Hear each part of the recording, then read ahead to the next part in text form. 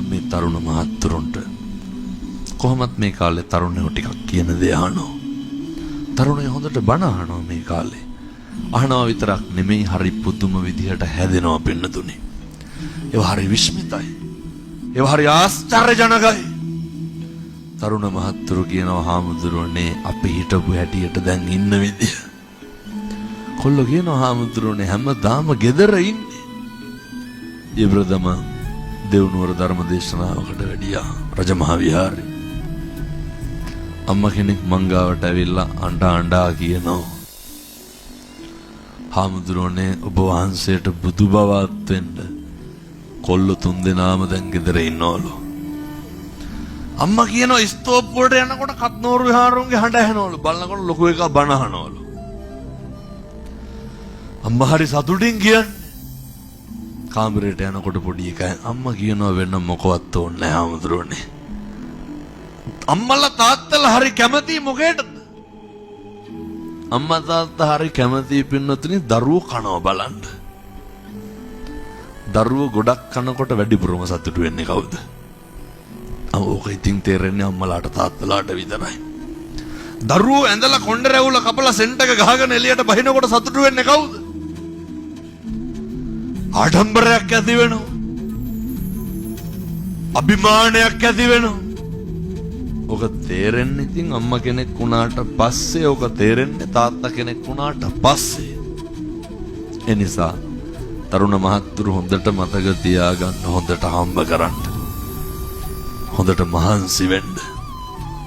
ඔය සමහර තරුණයෝ ඉන්න පාන්දර 2යි 3යි ෆෝන් එක ඔබලා ඉවරනකොට ඔය ලුණු කපනේ වයි යකඩ වක් කරනවා ඌව තමයි බලන්න.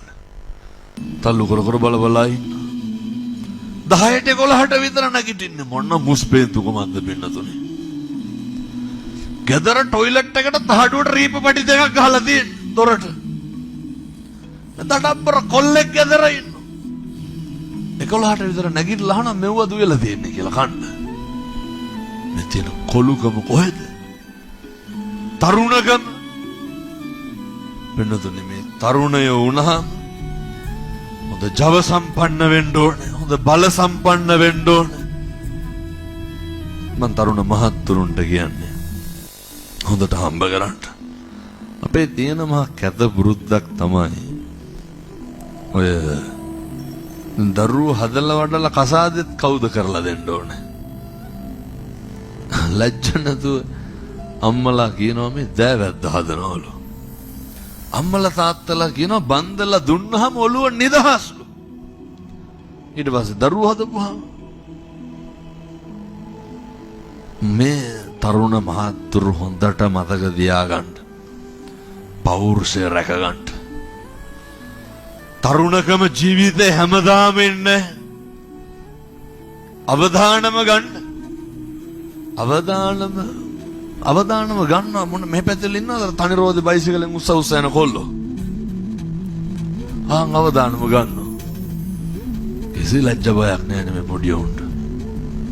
කවදාවත් ඒවා කරන්න එපා. මොකක් හරි වුණාම පුතේ කවුද ඉන්නේ? අම්මයි තාත්තයි විතරයි.